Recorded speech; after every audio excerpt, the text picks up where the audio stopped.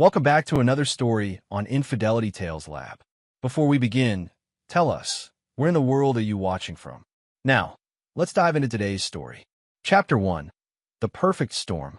Brandon Lawson adjusted his tie in a hallway mirror, watching his reflection with the practiced calm of a man who'd spent 12 years in military intelligence. At 42, he still carried himself with the bearing of a soldier, though these days his battles were fought in boardrooms rather than battlefields. His company, Lawson Strategic Consulting, had grown from a one-man operation to a multi-million-dollar firm specializing in corporate security and risk assessment. "Dad, are you ready?" Paulette called from the kitchen. At 17, his daughter had inherited his analytical mind and her mother's striking looks, though thankfully none of Stephanie's increasingly toxic personality. "Almost sweetheart," Brandon replied, straightening his shoulders.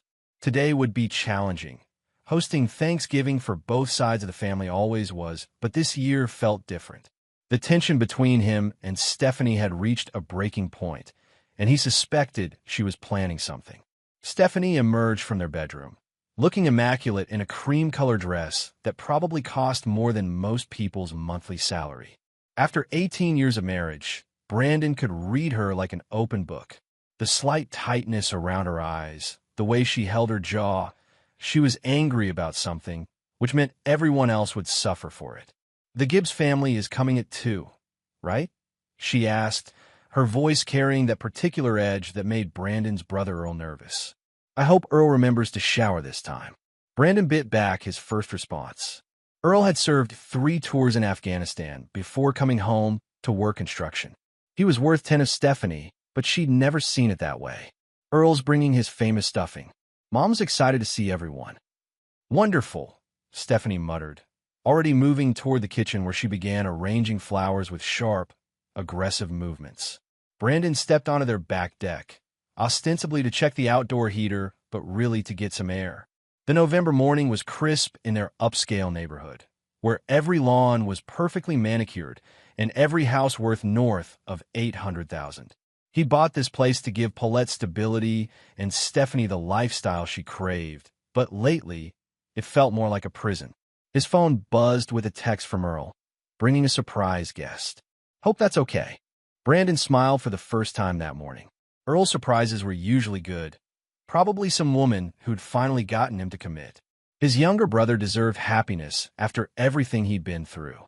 Back inside, Paulette was setting the dining room table with military precision. She'd learned early that perfection was the only way to avoid her mother's criticism. "You know," Paulette said quietly, not looking up from the silverware, "I recorded Mom's phone call last night." Brandon paused in the doorway. "What phone call?" "The one where she was talking to someone about the house. And about you." Paulette's voice was carefully neutral, but Brandon caught the undercurrent of anger. "I think you should hear it."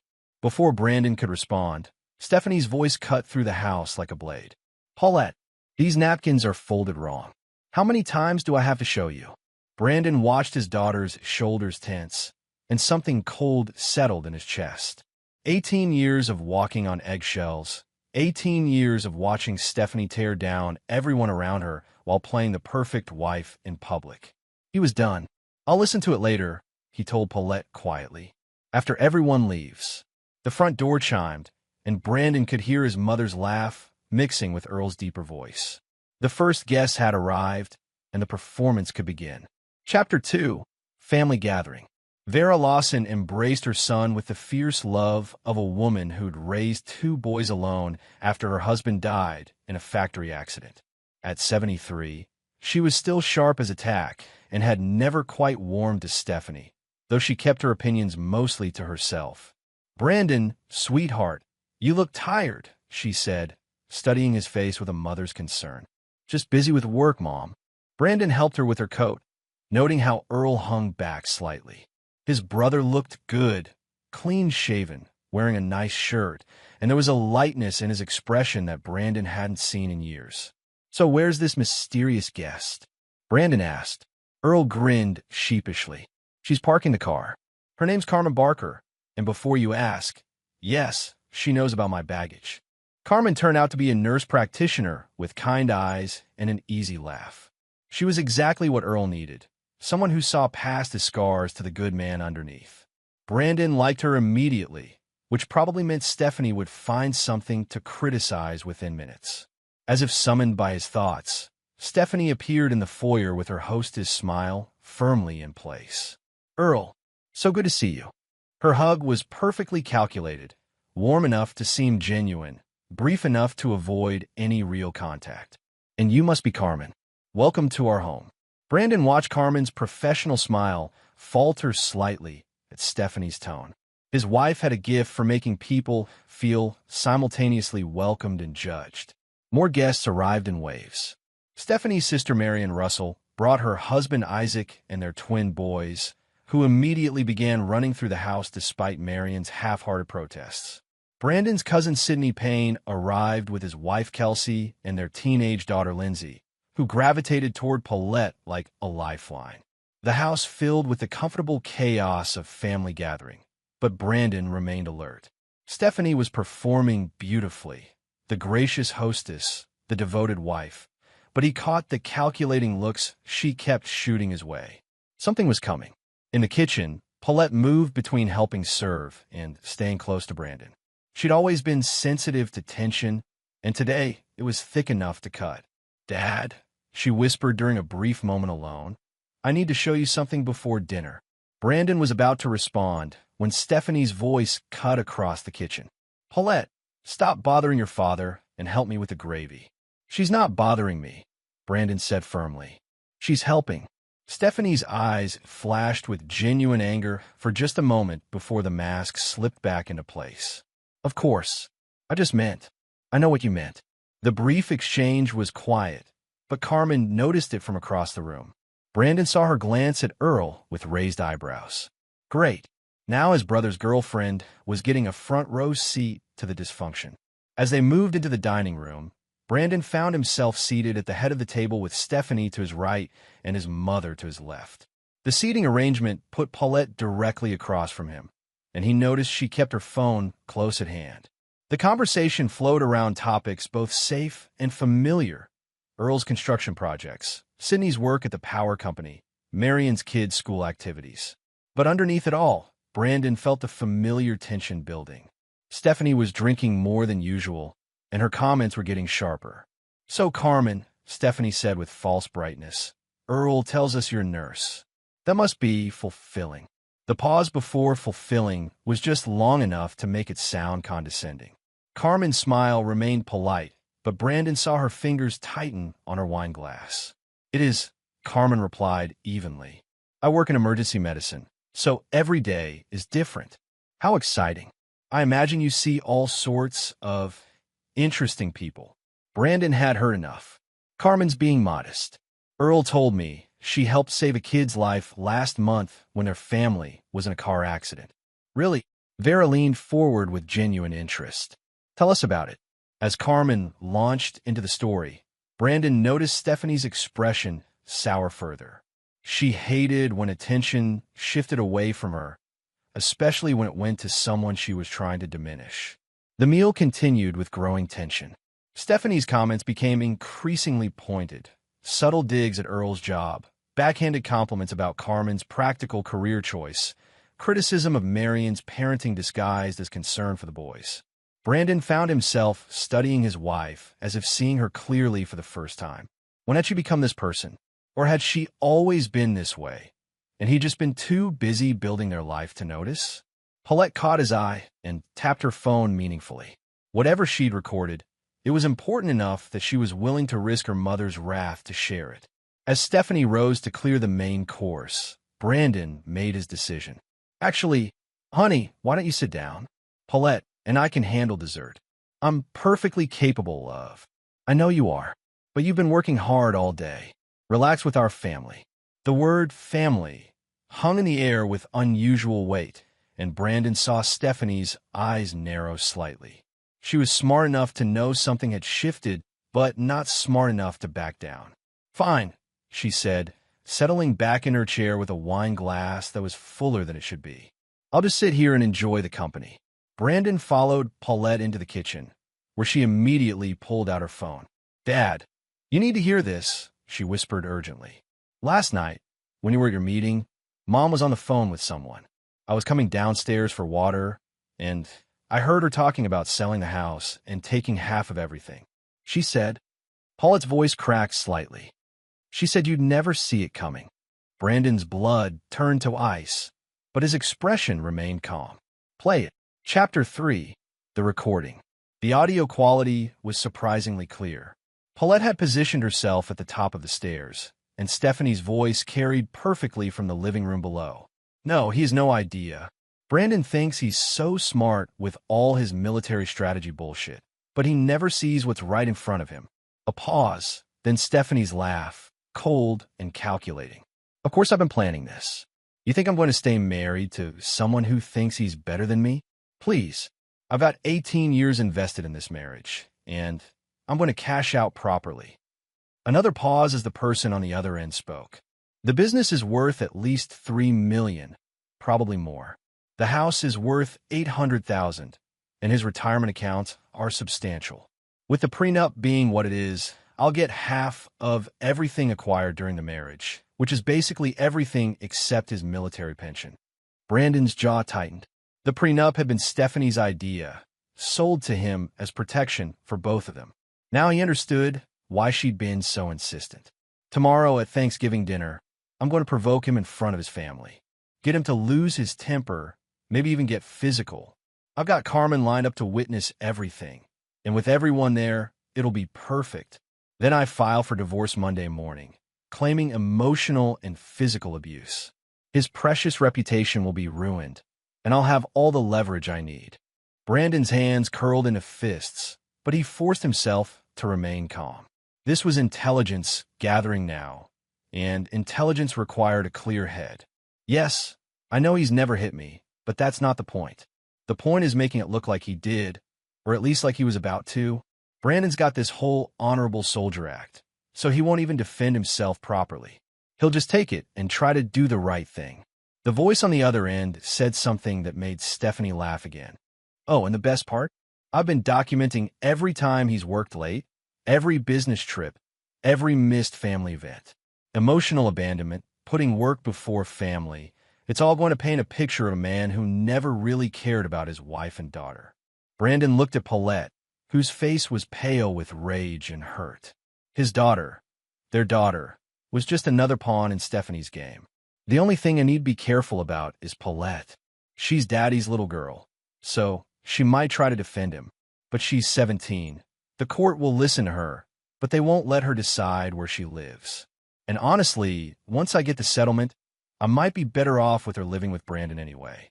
Teenagers are expensive. That last comment hit Brandon like a physical blow. Stephanie was planning to abandon Paulette too, treating their daughter like a financial liability. The recording continued for another few minutes, with Stephanie detailing her lawyer's strategy and timeline. When it finally ended, the kitchen was silent except for the distant hum of conversation from the dining room. Dad! Paulette's voice was small and uncertain. Brandon pulled his daughter into a hug, his mind already working through implications and countermoves. 18 years in military intelligence had taught him to think 3 steps ahead, and Stephanie had just handed him everything he needed to destroy her plan. How long have you known something was wrong? He asked quietly. Months, Paulette admitted. She's been different, meaner, and she kept asking weird questions about your work and your accounts. I thought maybe you were getting divorced, but I never thought she was planning to lie about you. Brandon held her tighter. Listen to me carefully. I need you to send me that recording right now, then delete it from your phone. Can you do that? Paulette nodded, her fingers already working on her phone. What are we going to do? We're going to let her try exactly what she planned, Brandon said grimly. But it's going to backfire in ways she never imagined. From the dining room came the sound of Stephanie's laughter, loud and slightly drunken. She was performing for their guests, probably building toward whatever scene she had planned. Brandon checked his watch. It was almost 4 o'clock. If Stephanie was following her plan, she'd make her move soon, while everyone was still here to witness it. Paulette, I need you to go back out there and act normal. Don't let on that anything has changed. Can you do that? His daughter straightened her shoulders, and Brandon saw his own determination reflected in her eyes. Yes, sir. Good girl. And Paulette, Whatever happens in the next hour, remember that recording. Remember what she really thinks of both of us. They returned to the dining room to find Stephanie holding court, regaling the table with some story about her charity work. She looked up as they entered, and Brandon saw the calculation in her eyes. She was measuring the room, preparing for her performance.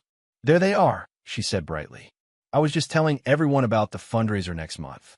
Brandon, you remember, the one you said you were too busy to attend?" It was a small thing, but Brandon recognized it as the opening move. She was establishing a pattern of his supposed neglect in front of witnesses. "Actually," he said calmly, taking his seat, "I cleared my schedule for that event weeks ago.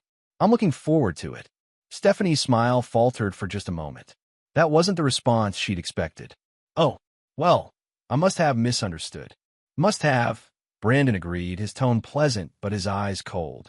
The temperature in the room shifted subtly. Earl caught Brandon's with a questioning look, and Carmen was studying Stephanie with the professional assessment of someone used to reading people in crisis situations. Stephanie took a larger sip of wine and tried again. "You know, Brandon works so much that sometimes I feel like a single mother. Don't I, sweetheart?" There it was, the emotional abandonment narrative from the recording being played out exactly as she'd planned.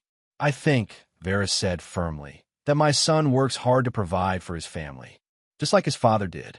Stephanie's face flushed slightly. She wasn't used to pushback from Vera, who usually kept her opinions to herself. "Of course he does," Stephanie said quickly.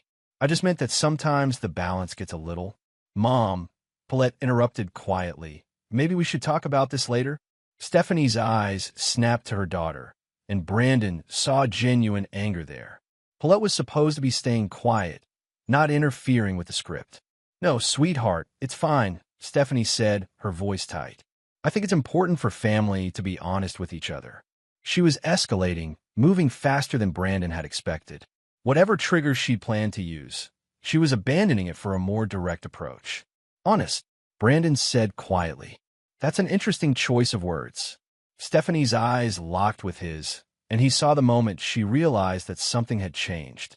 But she was too committed to her plan and too drunk to back down now. "Yes, honest," she said, rising from her chair with her wine glass in hand. "Since we're all family here, maybe it's time everyone knew what kind of husband and father Brandon really is." The room went completely silent. Even Marion's boys stopped fidgeting. Brandon remained seated, perfectly calm. "Please, go ahead." And as Stephanie opened her mouth to begin the performance that would destroy their marriage, Brandon smiled. Chapter 4. The Trap Springs. Stephanie stood at the head of the table, wine glass in hand, every eye in the room focused on her. This was her moment, the culmination of months of planning. She'd rehearsed this scene in her mind dozens of times, and now it was finally here.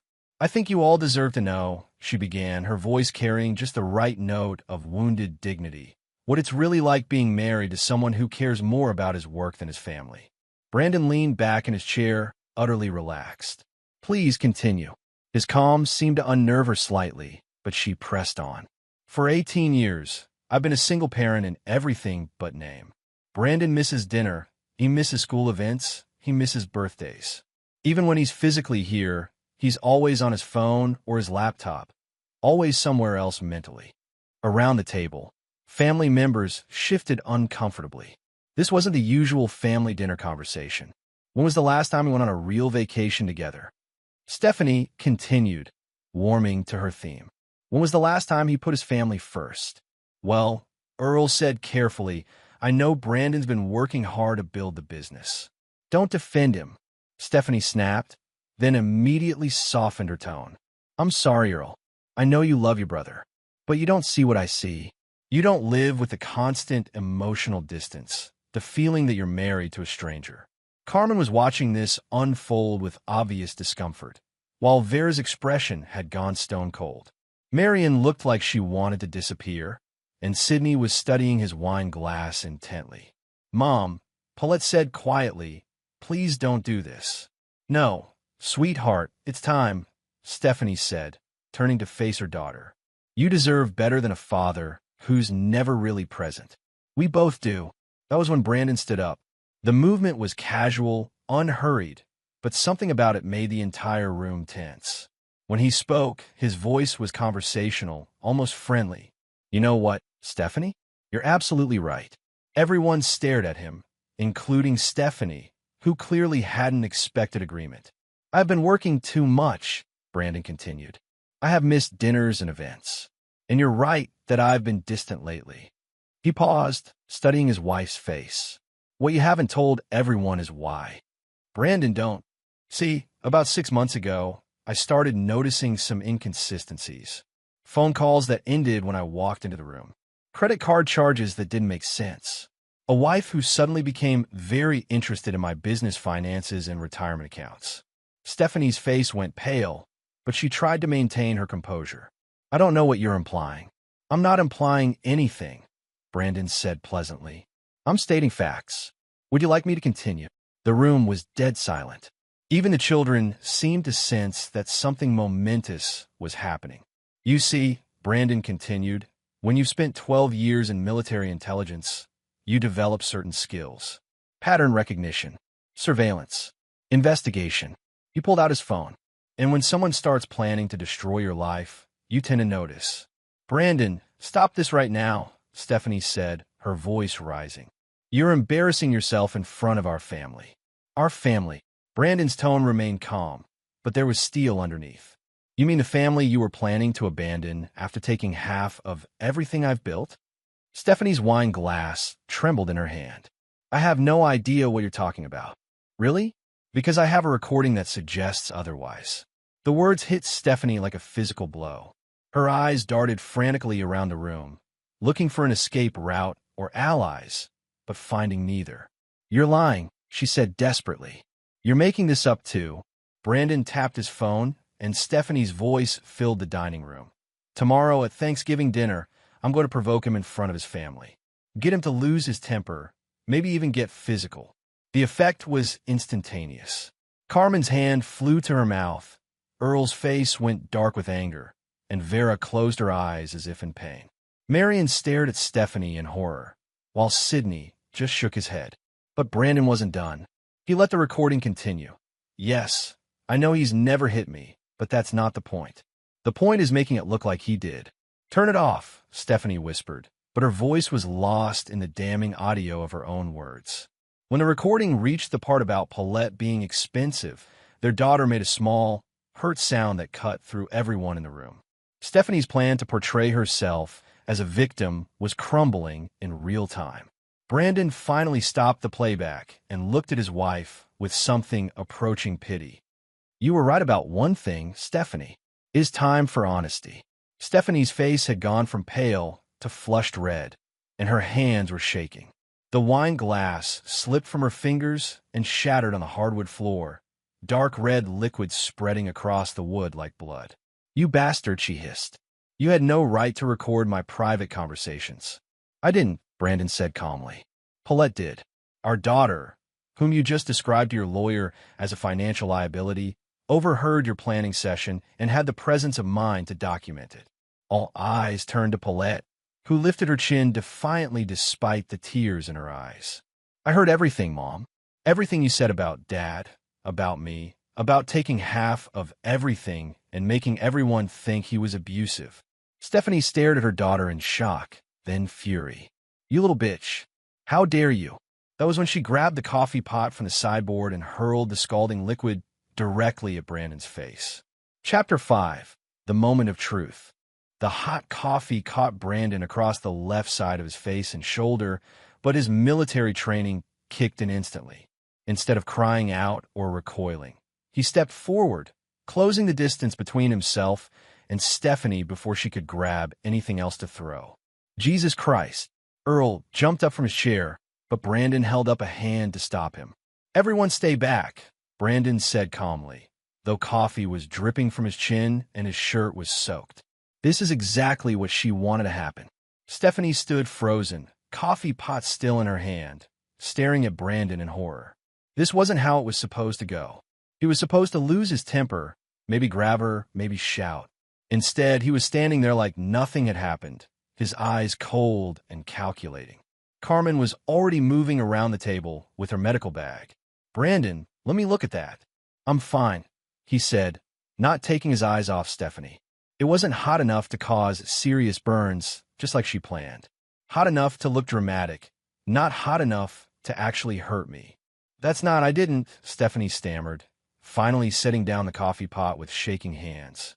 "You tested the temperature beforehand, didn't you?"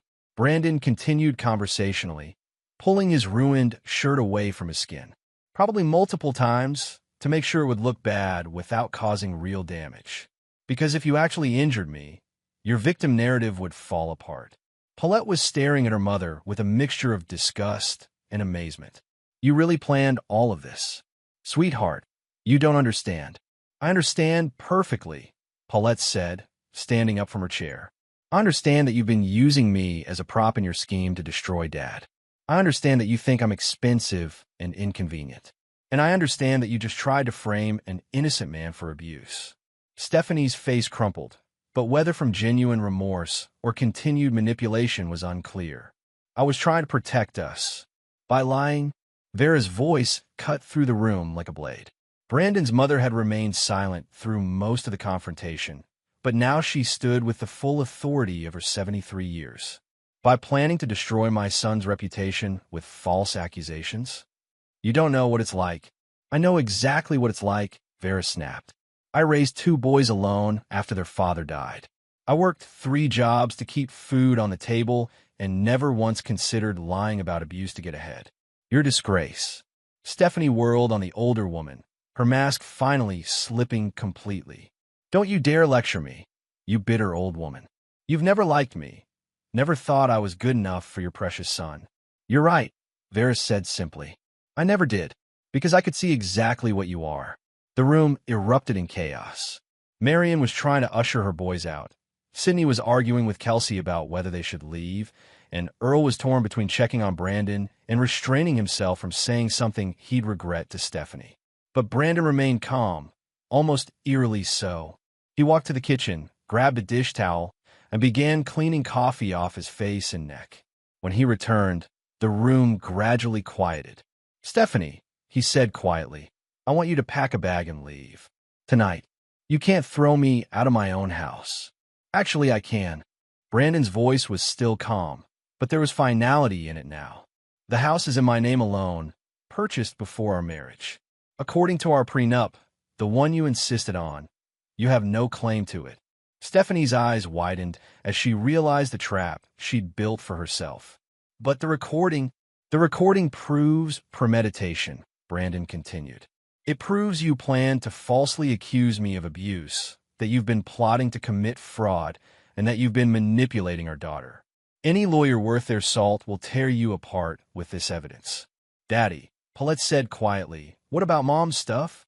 Her clothes and things?" Brandon looked at his daughter with infinite gentleness. "Your mother can collect her personal belongings tomorrow when I'm not here. Everything else stays." "Brandon, please," Stephanie tried one last time, her voice desperate now. "We can work this out. 18 years of marriage has to count for something." "It did," Brandon said sadly. "Until about 6 months ago, when you decided to destroy it for money." Carmen had been quietly tending to Brandon's minor burns, but now she spoke up. "As a medical professional, I need to ask, do you want me to document these injuries? For legal purposes?" Stephanie paled further. She'd planned to use manufactured evidence against Brandon, but now the real evidence was going against her. "No," Brandon said after a moment. "I won't do to her what she planned to do to me." It was the final stroke of genius, and everyone in the room recognized it. By refusing to press charges over the coffee assault, Brandon demonstrated the exact honor and restraint that Stephanie had planned to exploit. The contrast between his character and hers was now stark and undeniable. Stephanie stood in the wreckage of her plan, looking around the room at faces that ranged from disgusted to pitying. She'd expected to leave this dinner as the wronged wife with everyone's sympathy. Instead, she was exposed as a calculating manipulator who'd been willing to destroy an innocent man's reputation for financial gain. "Fine," she said finally, her voice hollow. "I'll pack a bag." As she headed toward the stairs, Paulette called after her. "Mom." Stephanie turned, hope flickering in her eyes. Leave your key on the kitchen counter when you go. The hope died, and Stephanie's shoulders sagged as she climbed the stairs alone. Brandon looked around the room at his family, his real family, and felt something he hadn't experienced in months: peace. "I'm sorry you all had to see that," he said quietly. Earl shook his head. "Don't apologize. We needed to see it. We needed to know what you've been dealing with." Carmen finished checking Brandon's burns and pronounced them minor. "You'll be fine.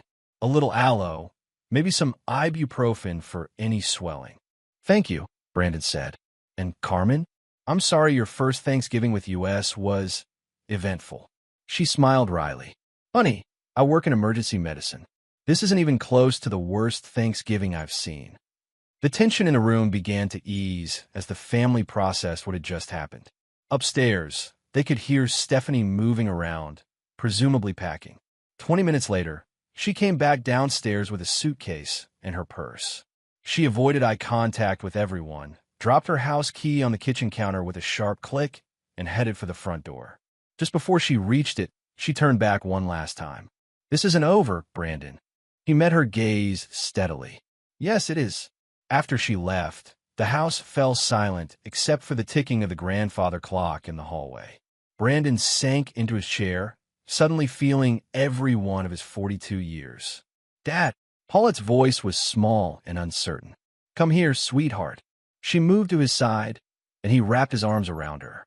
"I'm proud of you," he said quietly. "What you did today took courage." "I was so scared," she admitted. "But I couldn't let her hurt you." Brandon held his daughter tighter and looked around at the faces of his family, people who'd stood by him when it mattered most. Earl and Carmen, solid and dependable.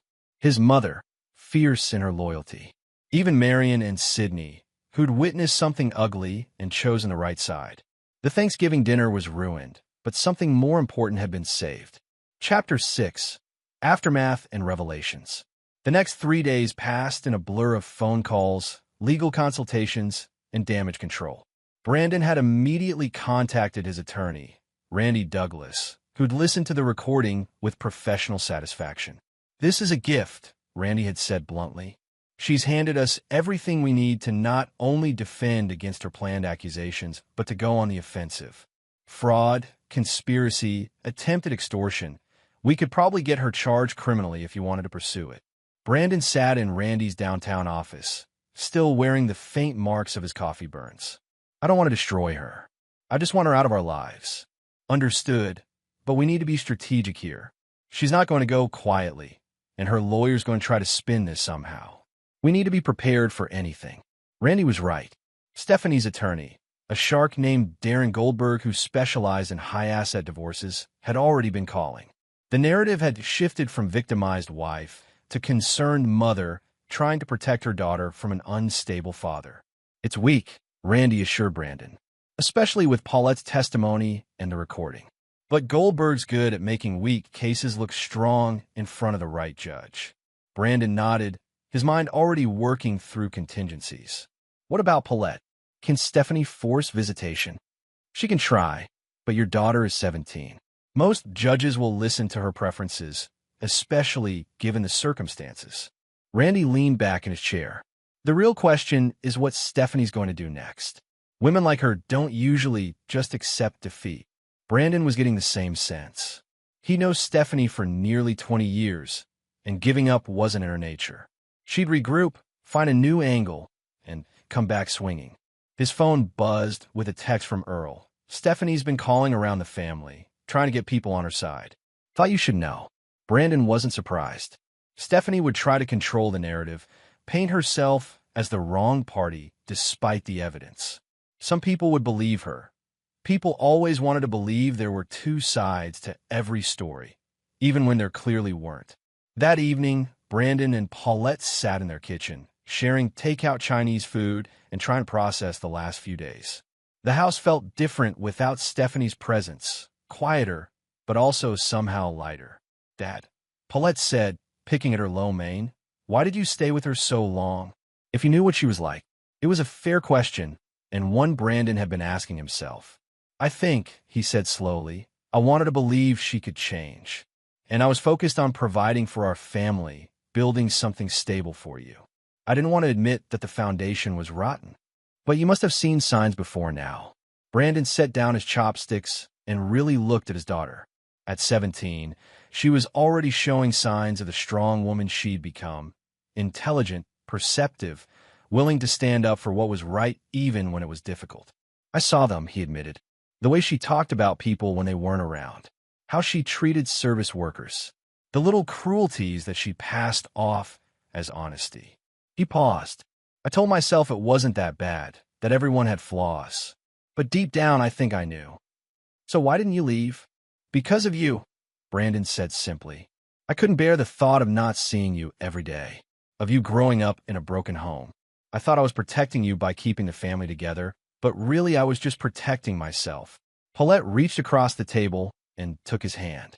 Dad, you saved me. If you hadn't figured out her plan, if I hadn't recorded that call, she would have gotten away with it. You would have lost everything, and I would have grown up thinking you were some kind of monster. The weight of that truth settled over them both. Stephanie hadn't just been planning to destroy Brandon's life. She'd been willing to poison his relationship with his daughter permanently. What happens now? Paulette asked. Now we build something better, Brandon said. Just the two of us. And we make sure she can never hurt either of us again. 2 days later, Brandon was in his office when his assistant buzzed him. Mr. Lawson, there's a Tyler Foley here to see you. He says it's about your wife. Brandon frowned.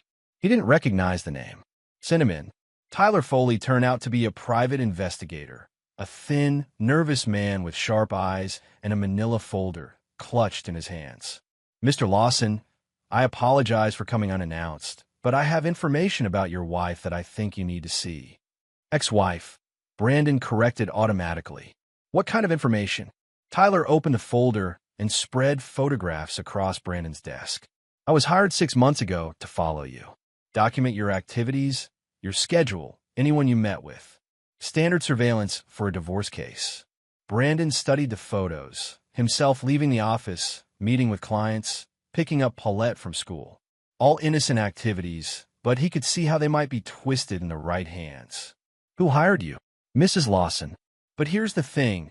About 2 months into the job, I started noticing some things that didn't add up. Tyler pulled out another set of photos. Your wife was meeting regularly with someone, a man named Julian Ross.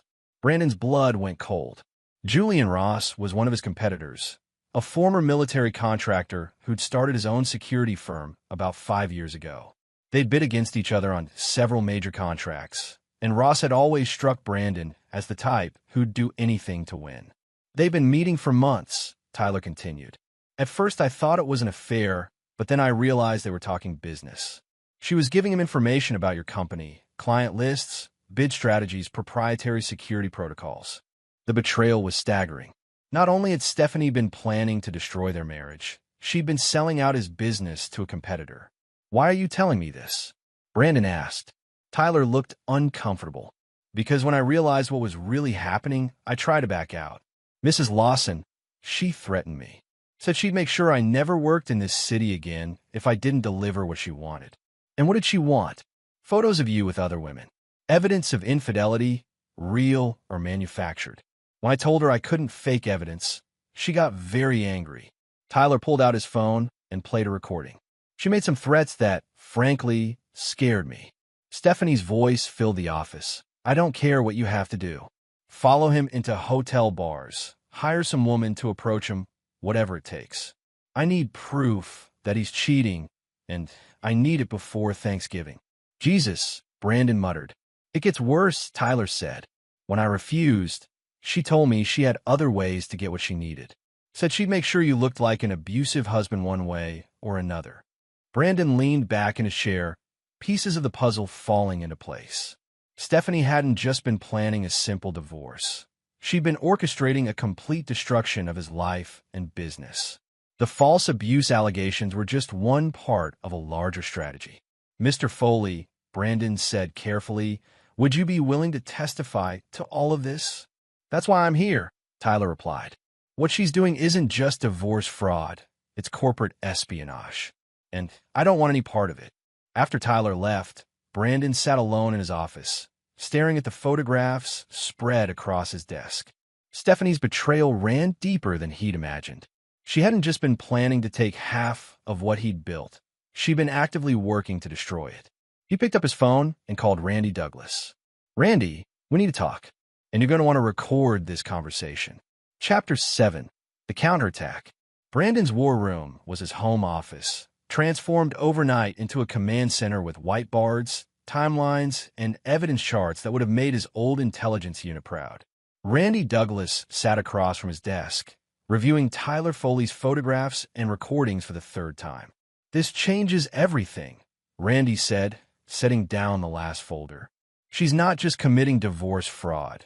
She's engaged in corporate espionage, conspiracy, and potentially extortion. We can bury her with this." Brandon stared at the timeline he'd constructed on his whiteboard. 6 months of careful planning on Stephanie's part, but she'd made one crucial mistake. She'd underestimated him. "What's our move?" Brandon asked. "First, we need to secure your business. If she's been feeding information to Julian Ross, we need to know what damage has been done and stop any ongoing leaks." Randy flipped through his notes. "Second, we go on the offensive. She wanted a war. Let's give her one." Brandon's phone rang. Earl's name appeared on the screen. "Brandon, you need to know. Stephanie's been calling everyone in the family. She's telling people you've been having an affair, that you threatened her, that Paulette is confused and being manipulated by you. Anyone believing her? Marion's husband, Isaac, is asking questions. He's always been gullible, and Stephanie can be convincing when she wants to be. She's also been calling your business contacts." Brandon's jaw tightened. "What's she telling them? That you're mentally unstable, that the stress of the divorce is affecting your judgment. She's trying to poison your professional relationships." After hanging up, Brandon turned to Randy. "She's not waiting for the divorce proceedings. She's trying to destroy my reputation now." "Then we stop playing defense," Randy said grimly. "I'm calling in some favors." 2 hours later, Brandon found himself in a conference room at the FBI's downtown field office, sitting across from Special Agent Vera Pugh, a coincidence of names that would have been amusing under different circumstances. "Mr. Lawson," Agent Pugh said, reviewing the evidence they presented, "what you're describing is serious. Corporate espionage, conspiracy to commit fraud, potentially RICO violations if we can prove ongoing criminal enterprise. What do you need from me?" "Full cooperation, access to your business records, communications, anything that might show the scope of what they've stolen." Agent Pugh leaned forward. "But I have to ask, are you prepared for where this might lead? If we pursue criminal charges, your ex-wife could face significant prison time." Brandon thought about Paulette, about the family members who still believed Stephanie's lies, about the years of manipulation and emotional abuse. Then he thought about the recording where she called their daughter expensive and plotted to destroy an innocent man's life. "Agent Pugh," he said quietly, "my ex-wife tried to frame me for domestic abuse while simultaneously selling my business secrets to a competitor. She was willing to destroy our daughter's relationship with her father for money. I'm prepared for whatever justice looks like." The next morning, Brandon called an all-hands meeting at his company. 43 employees gathered in the main conference room, faces reflecting concern and curiosity. Word had gotten around that something was happening with the boss's personal life, and rumors were flying. "I want to address some things directly," Brandon began, standing at the front of the room. "Some of you may have heard that my wife and I are divorcing. That's true. Some of you may have also heard other things, accusations about my character or my fitness to run this company. I want to address those head-on." He activated the projector and displayed a timeline of Stephanie's activities over the past 6 months. 6 months ago, someone began systematically stealing our proprietary information and passing it to Julian Ross at Ross Security Solutions. Client lists, bid strategies, security protocols, information that allowed Ross to underbid us on 3 major contracts this year. Murmurs rippled through the room. Those contracts had meant layoffs and reduced bonuses. Yesterday, I learned that the person responsible was my wife, working in coordination with Ross to damage our company as part of her divorce strategy. Brandon clicked to the next slide, showing Tyler Foley's surveillance photos.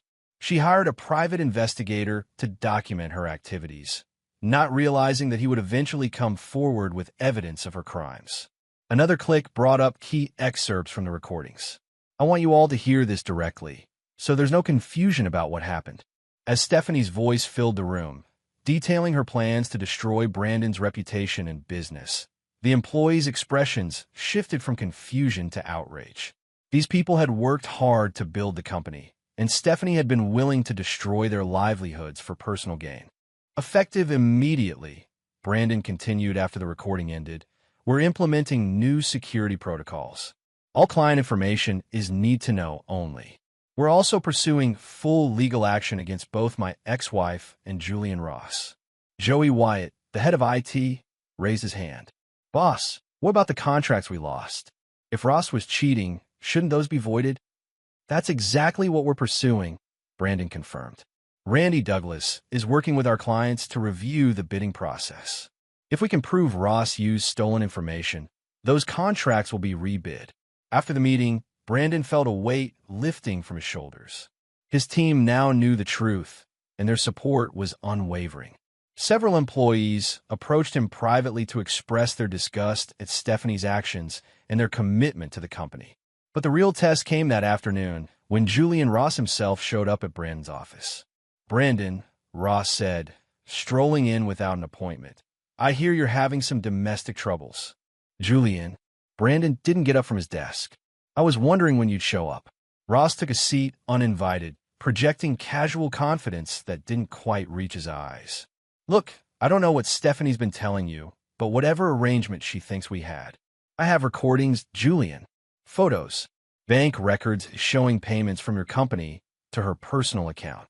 Brandon's voice was calm, professional. The FBI is very interested in your little arrangement.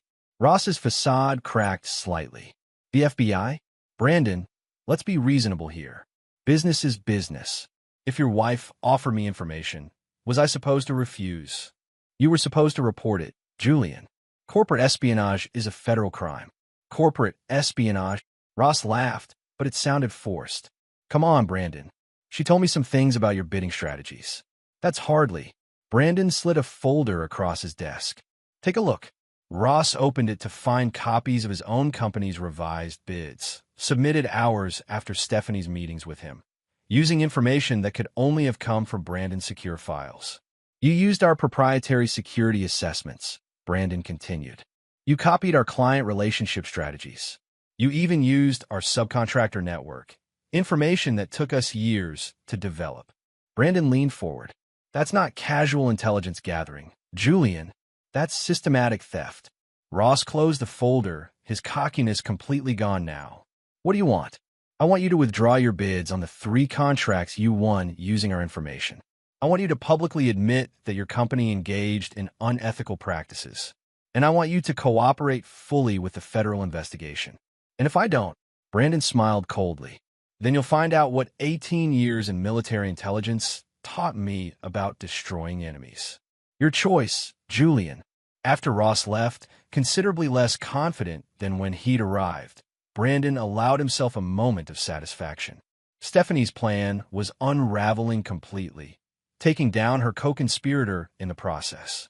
His phone buzzed with a text from Paulette. Dad, Mom's been calling me. She wants to meet for dinner tomorrow. Says she has things to explain. Brandon stared at the message, his mind racing. Stephanie was making one last play, and his daughter was the target. He typed back, Do you want to see her? Paulette's response came quickly. I want to hear what she has to say, but only if you're there too. Brandon smiled. His daughter was smart, cautious, and absolutely right. If Stephanie wanted to explain herself, she could do it in front of both of them. I'll set it up, he texted back. Neutral location, witnesses present. It was time for the final confrontation.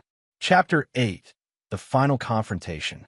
The restaurant Brandon chose was upscale enough to discourage public scenes, but busy enough to provide witnesses if Stephanie tried anything dramatic. He and Paulette arrived 15 minutes early, taking a corner table where they could see the entire dining room. You sure you want to do this? Brandon asked his daughter. Paulette nodded, though her hands were trembling slightly. I need to hear what she has to say. I need to understand how she could plan all of this. Stephanie appeared at exactly 6 o'clock, looking immaculate despite everything that had happened. She'd always been skilled at projecting control, even when her world was falling apart. But Brandon could see the strain around her eyes, the tension in her shoulders.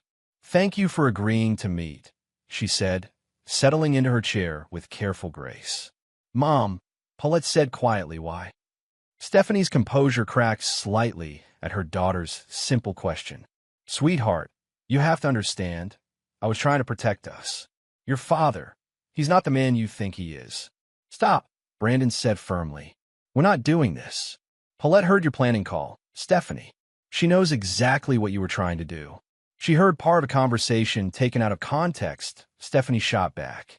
"She doesn't understand the full situation." "Then explain it," Paulette challenged. "Explain how selling Dad's business secrets was protecting me. Explain how planning to frame him for abuse was in my best interest." Stephanie looked genuinely surprised by her daughter's directness. "You don't understand how difficult this marriage has been. I understand that you called me expensive," Paulette interrupted, her voice steady but hurt. "I understand that you were planning to abandon me after you got your settlement.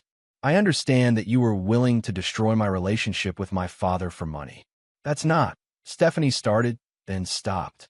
She seemed to realize that her usual manipulation tactics weren't working. Brandon watched his ex-wife struggle to find an angle, any way to spin the situation in her favor. It was almost pitiful. "Julian Ross approached me," she said finally, changing tactics. "He said Brandon was planning to leave us, that he was already moving money offshore. He convinced me that I needed to protect myself." "Julian Ross?" Brandon raised an eyebrow. "The same Julian Ross who paid you $40,000 over 6 months for our proprietary information?" Stephanie's face paled. She hadn't known they'd found the bank records. "Mom," Paulette said sadly, "just stop. Please. Every word out of your mouth is another lie." The waiter approached to take their order, but the tension at the table was so thick he quickly retreated. "You want to know the truth?" Stephanie said, her voice rising slightly. "The truth is that I've given 18 years of my life to a man who never appreciated me, who worked constantly, who put his business before his family, who made me feel invisible." "So you decided to destroy him," Paulette said. "I decided to protect myself," Stephanie snapped. "I decided to make sure that when this marriage ended, I wouldn't be left with nothing." "You wouldn't have been left with nothing," Brandon said calmly. "The prenup guaranteed you a substantial settlement. The house in Vale, half the investment accounts, spousal support for 10 years. That wasn't enough," Stephanie said, the mask finally slipping completely. "Not after what I've sacrificed. I deserve more than half of some accounts and a vacation house."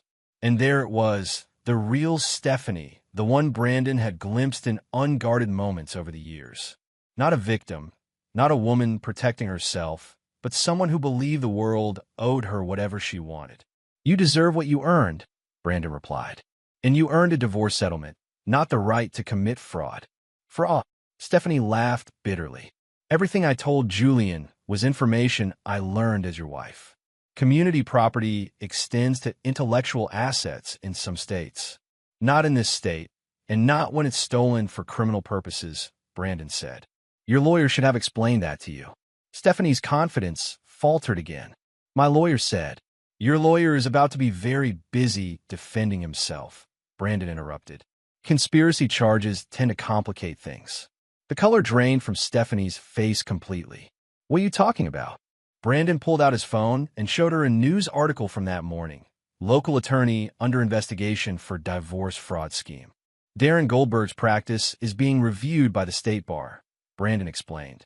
"Turns out he's helped several clients manufacture evidence against their spouses. You weren't his first victim or his first co-conspirator." Stephanie stared at the phone screen in horror.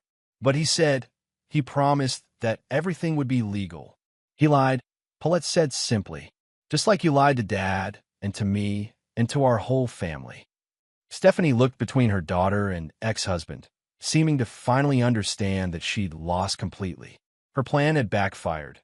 Her lawyer was under investigation, and her own daughter was looking at her with a mixture of pity and disgust. "What happens now?" she asked quietly. "Now you face the consequences," Brandon replied.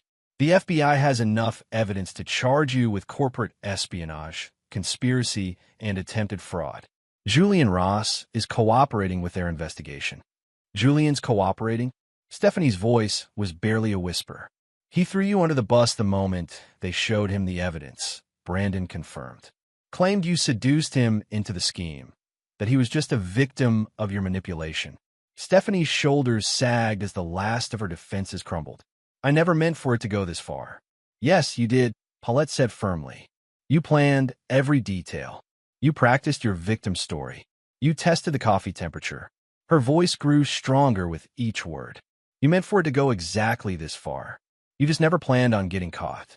Brandon reached across the table and took his daughter's hand. Paulette, you don't have to. No, Dad. I need to say this. She turned back to her mother. I loved you. I defended you when Dad worked late. I made excuses when you were mean to people. I thought maybe you were distressed or unhappy. Tears were flowing down her cheeks now, but her voice remained steady. But you were willing to destroy an innocent man's life for money. You were willing to let me grow up thinking my father was abusive. And when I got in your way, you called me expensive. Stephanie reached out toward her daughter, but Paulette pulled back. Don't touch me, Paulette said. You lost the right to touch me when you decided I was too expensive to love. Sweetheart, please. My name is Paulette, his daughter said with quiet dignity. And I'm not your sweetheart anymore. Stephanie sat in the wreckage of her family, finally understanding the price of her choices. She'd gambled everything on a scheme that had required her to become a monster, and she'd lost not just her husband's money, but her daughter's love. I'll make you a deal, Brandon said after a long silence. Cooperate fully with the investigation. Testify against Julian Ross. Make full restitution to my company for the damages caused by your theft. And in return, I'll ask the prosecutor to consider a plea agreement. You'll still face consequences, but they might be civil rather than criminal. It wasn't mercy, it was strategy. A plea deal would resolve things quickly, keep Paulette out of a lengthy trial, and ensure that Julian Ross faced the full weight of federal prosecution. Stephanie nodded slowly, tears finally beginning to fall. And Paulette, Brandon looked at his daughter, who shook her head firmly. That's her choice, Brandon said. And she's made it. As they prepared to leave the restaurant, Stephanie made one last attempt. Paulette, honey, I know I made mistakes, but I'm still your mother. No, Paulette said, standing up with the poise of someone much older than 17. A mother protects her children. A mother puts their needs first. A mother doesn't plot to destroy their father for money. She picked up her purse and looked at Stephanie with sad finality. You're just the woman who gave birth to me. Brandon had never been prouder of his daughter than he was in that moment. Chapter 9, New Beginnings. 6 months later, Brandon sat in his office reviewing quarterly reports that showed his company had not only recovered from Stephanie's sabotage, but was thriving. The contract stolen by Julian Ross had been rebid and awarded to Lawson Strategic Consulting, along with additional work from clients impressed by how Brandon had handled the crisis. A knock on his door interrupted his thoughts. Come in. Paulette entered with a college acceptance letter in her hand and a smile that lit up the room. Dad, it's official. Full scholarship to Georgetown pre-law program. Brandon stood and embraced his daughter, feeling a pride so intense it almost hurt. Congratulations, sweetheart. Though I have to ask, pre-law, any particular reason? Someone needs to make sure that people like Mom and Julian Ross don't get away with what they try to do, Paulette said firmly. I want to be a prosecutor. Brandon wasn't surprised. The experience with Stephanie had changed Paulette, made her more serious about justice and consequences. She testified in both criminal and civil proceedings with a maturity that impressed everyone involved. Any word on the sentencing? Paulette asked. Julian Ross got 3 years federal prison for corporate espionage, Brandon reported. Stephanie's plea agreement was finalized yesterday. 2 years probation, full restitution, and community service. That's it. Paulette frowned. She tried to destroy your life. The prosecution felt that her cooperation in the Ross case and the financial restitution were adequate, Brandon explained. Plus, she's facing disbarment proceedings for Darren Goldberg's scheme. She'll never practice law again. It wasn't the dramatic justice that Paulette had hoped for, but Brandon was satisfied. Stephanie would spend years rebuilding her life from nothing, her reputation destroyed, and her career over. Julian Ross would lose his business, his freedom, and his professional standing. The punishment fit the crime. Besides, Brandon added, sometimes the best revenge is living well. And they were living well. Father and daughter had grown closer through the ordeal, building a relationship based on honesty and mutual respect. The house felt like a home again, without Stephanie's constant tension and manipulation. Uncle Earl called, Paulette said, settling into the chair across from his desk. He and Carmen are officially engaged. Brandon smiled. His brother had found happiness with a woman who valued his character over his bank account. Everything Stephanie had never been. Weddings in October, Paulette continued. Carmen asked if I'd be a bridesmaid. What did you tell her? I said yes, obviously. She's been more of a mother to me in 6 months than... Paulette trailed off, then shrugged. Well, they rarely spoke about Stephanie these days. She'd moved to another state after her plea agreement, cutting all contact with both of them. Paulette had initially been hurt by the abandonment, but Carmen and Vera had helped her understand that Stephanie's departure was a gift, not a loss. Any regrets? Brandon asked his daughter. Paulette considered the question seriously. I regret that it took so long for us to see who she really was. I regret that you spent years being unhappy because of her. But I don't regret exposing her plan or testifying against her. She met his eyes steadily. Do you? None at all, Brandon said firmly. We did the right thing, even when it was hard. As Paulette headed back to school for her final semester of high school, Brandon reflected on the lessons learned. He'd spent years trying to keep his family together, not realizing that sometimes the most loving thing you can do is let toxic people leave. His phone rang, interrupting his thoughts. Randy Douglas's name appeared on the screen. Brandon, I've got news. The state bar just announced their findings on Darren Goldberg. And this bard, facing criminal charges for conspiracy and fraud. Turns out he was running a whole network of manufactured divorce cases. Your ex-wife wasn't just a client, she was practically a business partner. Brandon wasn't surprised. Stephanie had always been attracted to schemes and shortcuts. She'd probably seen Goldberg as a kindred spirit. What about the other victims? Brandon asked. Several men are filing civil suits. False abuse allegations, manufactured evidence, financial fraud. It's going to be a mess for everyone involved. Randy paused. You dodged a bullet, Brandon. If Paulette hadn't recorded that call, Brandon didn't want to think about that alternative timeline. His reputation destroyed, his business ruined, his relationship with his daughter poisoned by lies. Stephanie's plan had been devastatingly effective, until it wasn't. That evening, Brandon and Paulette grilled dinner on their back deck, enjoying the warm spring air and each other's company. Carmen and Earl joined them, bringing news of their wedding plans and updates on the extended family. Marion asks about you constantly, Carmen told Paulette. I think she feels guilty about initially believing your mother's stories. She doesn't need to feel guilty, Paulette replied. Mom was very convincing when she wanted to be. Speaking of family, Earl said to Brandon, Mom's been hinting about you dating again. Apparently, she has some ideas about suitable candidates. Brandon laughed. Tell Mom I'm perfectly fine on my own for now.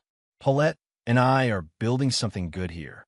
Besides, Paulette added with a grin, I leave for college in a few months.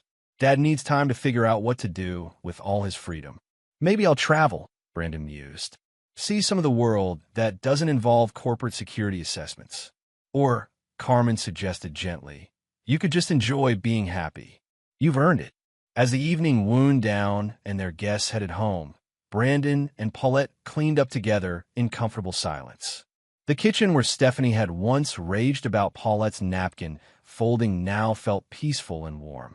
Dad, Paulette said as she loaded the dishwasher, I want you to know something. What's that? Even if Mom had gotten away with her plan, even if you'd lost everything and everyone believed her lies, I would have figured out the truth eventually.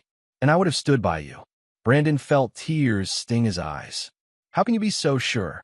Because I know who you are, Paulette said simply. You're the man who worked 3 jobs to pay for my violin lessons. You're the man who never missed a school play or science fair, even when you were traveling for work. You're the man who taught me that character matters more than money. She hugged him fiercely.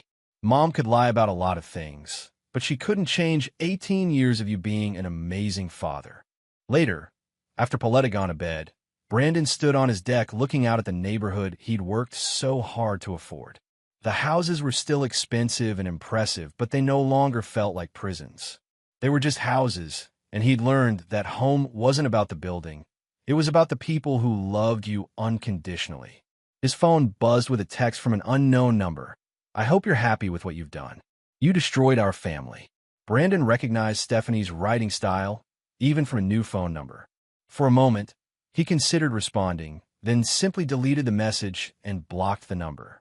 She'd lost the right to his attention along with everything else. 6 months ago, Brandon had thought his world was ending. His marriage was crumbling, his business was under attack, and his daughter was caught in the middle of a war she didn't understand. Now, as he looked toward a future filled with possibility rather than dread, he realized his world hadn't ended at all. It had just begun. The Thanksgiving dinner that had started as Stephanie's trap had become their liberation. Her attempt to destroy them had only made them stronger, more honest, more grateful for what really mattered. Brandon smiled, turned off the deck lights, and went inside to lock up his home. The home he now shared with someone who loved him not for what he could provide, but for who he was. In the end, that made all the difference. And there you have it. Another story comes to an end. What did you think? I'd love to hear your thoughts in the comments below. If you enjoy this story, consider joining our community by subscribing. It means the world to us. For more stories like this one, check out the recommended videos on screen. And I'll see you there. Welcome back to another story on Infidelity Tales Lab. Before we begin, tell us, where in the world are you watching from? Now, let's dive into today's story. Chapter 1. The Veteran's Return. Joshua Vaughn stood on the porch of his Louisiana mansion, watching the sun bleed crimson across the bayou horizon. At 42, his weathered face bore the scars of 2 tours in Afghanistan and 15 years building the most successful security consulting firm in the Gulf Coast. His steel-gray eyes, once warm with hope, had grown cold and calculating over the years. A transformation his wife Rose Vaughn had failed to notice, or perhaps had chosen to ignore. The Vaughn estate sprawled across 300 acres of prime Louisiana real estate, its antebellum architecture a testament to Joshua's rise from a dirt-poor army brat to a millionaire. But tonight, something felt different. The Spanish moss hung heavier in the humid air, and the usual chorus of cicadas seemed muted, as if nature itself sensed the storm brewing. Rose emerged from the house, her auburn hair catching the dying light. At 38, she retained the beauty that had first captivated Joshua 15 years ago, but her green eyes now held secrets that ran deeper than the murky bayou waters surrounding their property. In her arms, she carried 11-year-old Ashley Vaughn, or so Joshua had believed until 3 days ago. "Daddy's home early," Rose said, her voice carrying a false sweetness that made Joshua's jaw clench. "Ashley's been asking for you all day." Joshua knelt as the girl ran to him, her blonde curls bouncing.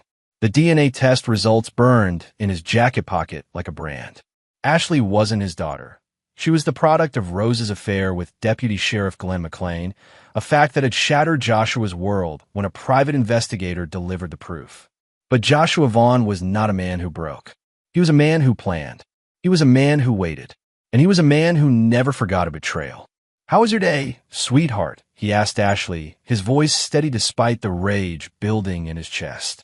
The child smiled up at him with innocent eyes, unaware that her entire world was about to crumble. In her features, Joshua could now see the resemblance to McLean that had been hidden by his own desperate desire to be a father. "I helped Mama plant new flowers by the dock," Ashley chirped. She said they were for something special. Joshua's blood ran cold. The dock was where he'd proposed to Rose 16 years ago. It was also where his security cameras had captured her meeting with McLean 2 nights ago, planning what they thought was Joshua's demise.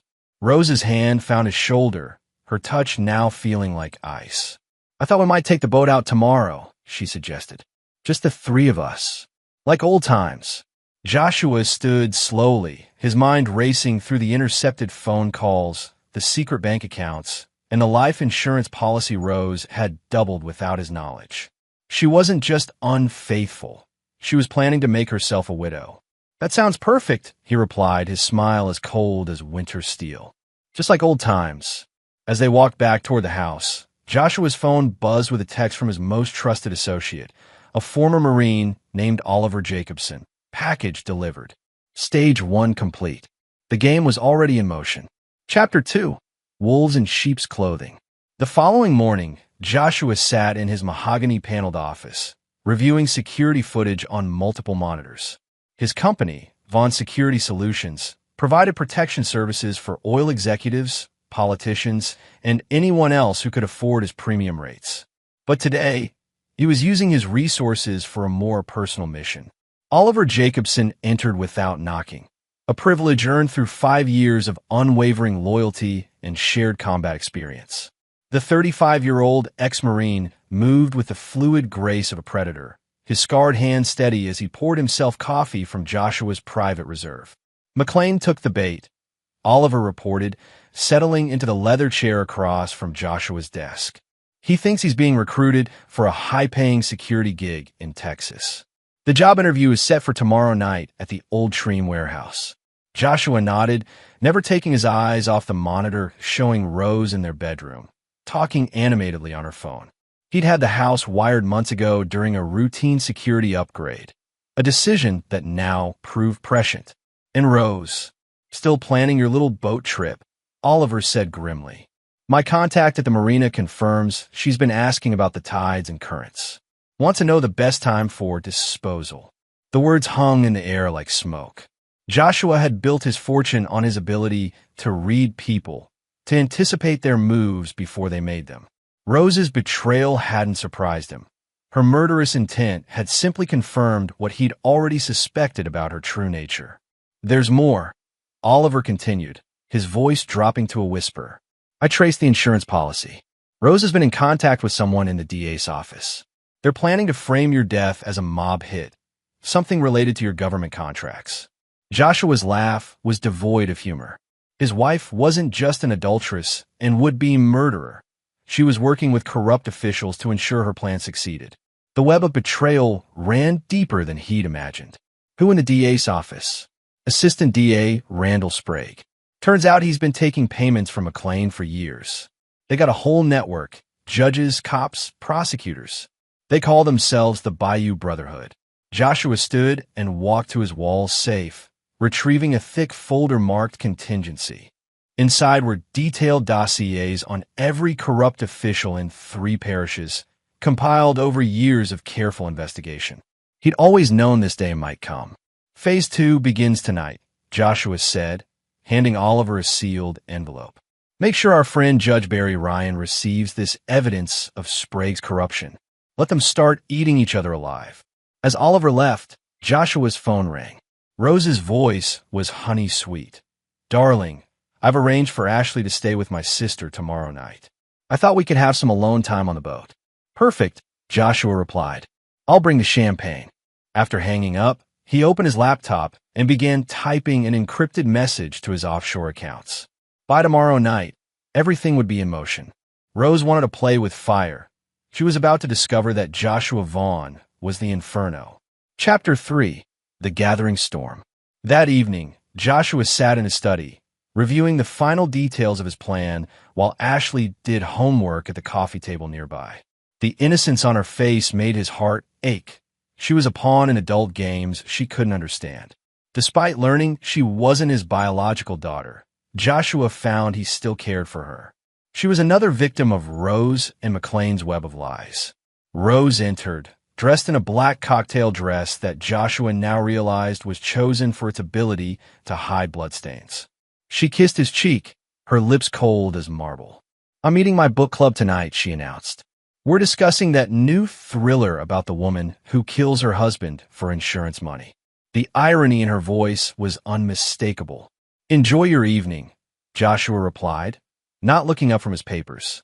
"I'll be here working on some contracts." After Rose left, Joshua activated a tracking device he'd planted in her car weeks ago. On his computer screen, he watched as her vehicle moved not toward the library where her book club allegedly met, but toward the Rosewood Motel on the outskirts of town, the same place where his cameras had captured her meeting McLean numerous times. His phone buzzed with updates from Oliver.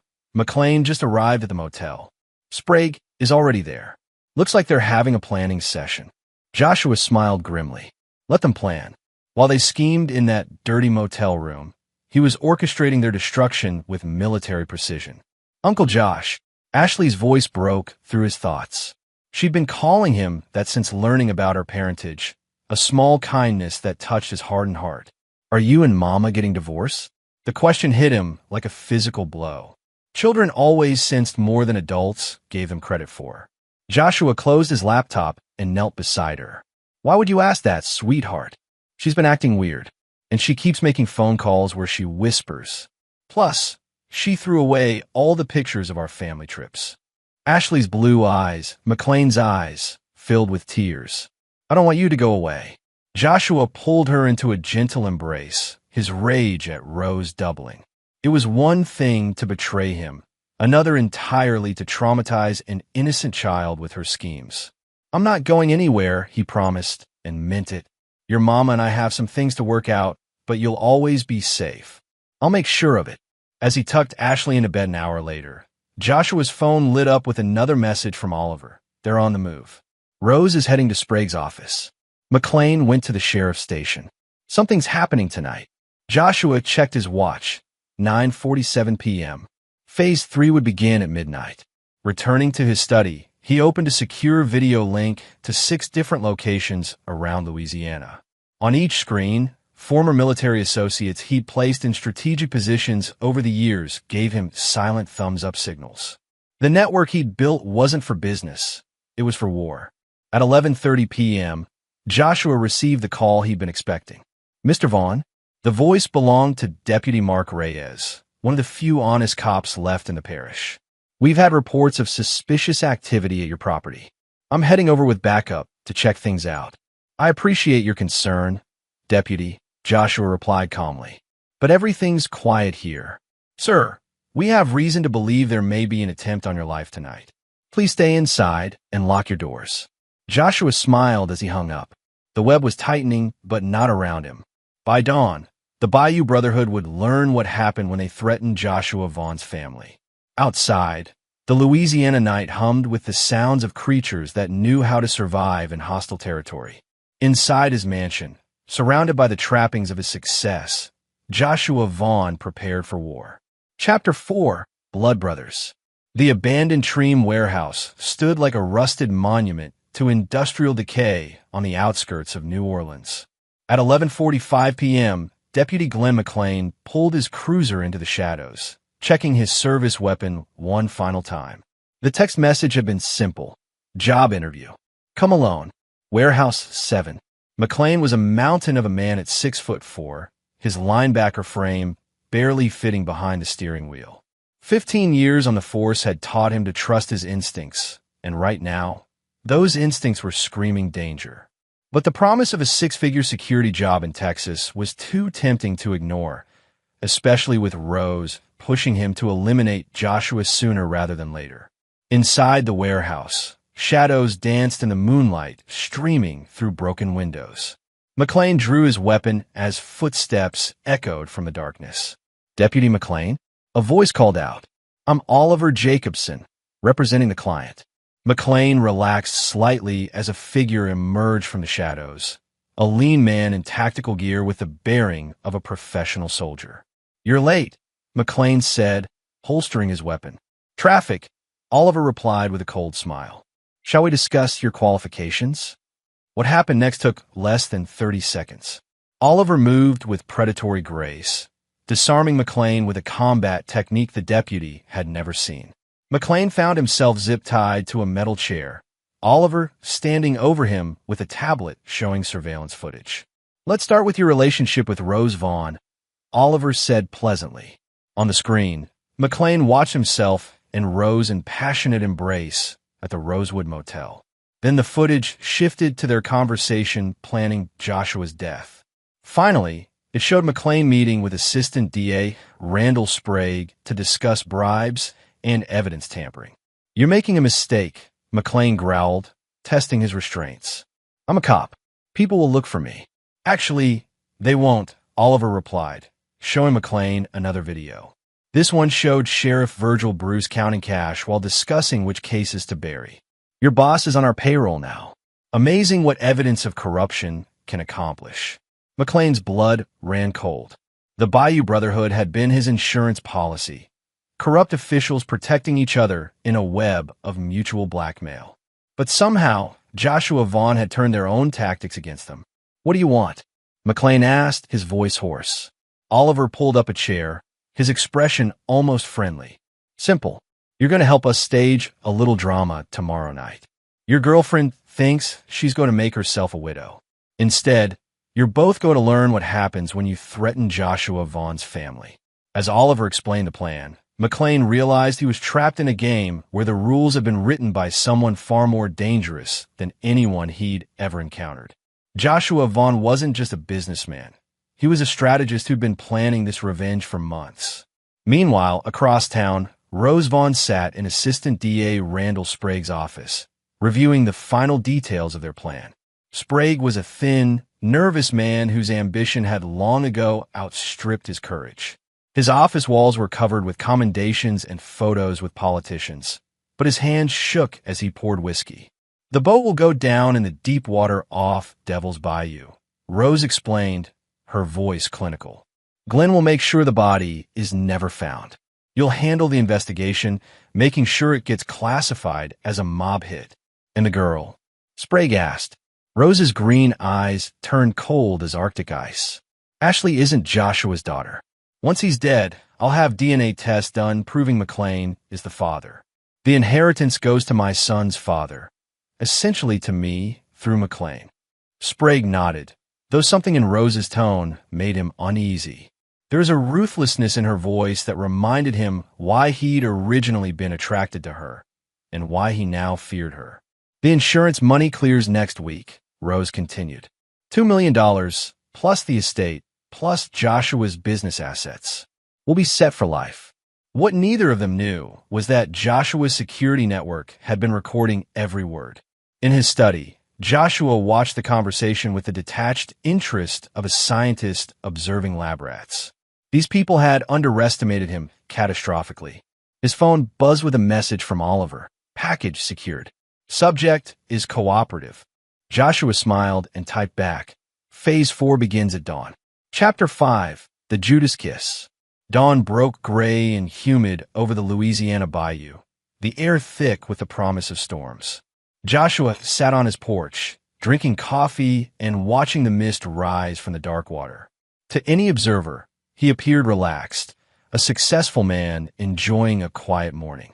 In reality, every nerve was tuned to the deadly symphony he was conducting. Rose emerged from the house, already dressed in white linen that would photograph beautifully for her grieving widow act. She kissed his cheek with lips that felt like a serpent's touch, her perfume unable to mask the scent of betrayal that seemed to emanate from her pores. Beautiful morning for our boat trip, she said, settling into the chair beside him. Perfect conditions, Joshua agreed, watching a great blue heron spear a fish in the shallows. The weather should hold until tonight. Ashley joined them for breakfast, chattering about her upcoming sleepover at her aunt's house. Joshua watched Rose's performance, the loving mother act she'd perfected over the years. It was almost impressive how seamlessly she lied to a child who trusted her completely.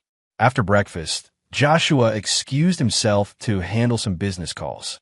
In his study, he opened a secure channel to his network of associates positioned throughout the parish. On multiple screens, he could see Oliver's team maintaining surveillance on key locations. The sheriff's station, the DA's office, the motel where Rose and McLean conducted their affair. Status report, Joshua said into his headset. McLean's playing his part. Oliver's voice crackled through the secure channel. He's convinced Rose that everything's on schedule. She has no idea we've been feeding him lines all morning. And our friend Sprague? Getting nervous. He's made 3 calls to the governor's office this morning, trying to arrange some kind of immunity deal. Seems he's realized he's in over his head. Joshua smiled grimly. Sprague's panic was exactly what he'd expected. The assistant DA was a small-time corrupt official who'd never played in the major leagues of betrayal and murder. Now that he was facing real consequences, his nerve was cracking. "Let him sweat," Joshua said. "By tonight, none of them will have anywhere to run." The day passed with agonizing slowness. Joshua maintained his facade of normalcy, sharing lunch with Rose and Ashley, discussing trivial matters while his wife planned his murder. Every smile, every casual touch, every loving word from Rose's lips was a knife twist of betrayal.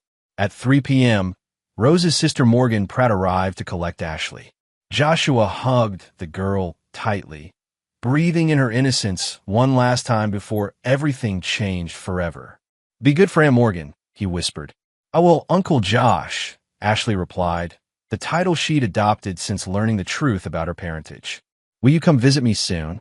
"Sooner than you think," Joshua promised. After they left, Rose's demeanor shifted. The loving mother act disappeared, replaced by something colder and more calculating. She moved through the house like a predator scenting blood, checking details and making final preparations. "I thought we'd take the big boat tonight," she suggested. "The one with the deeper cabin.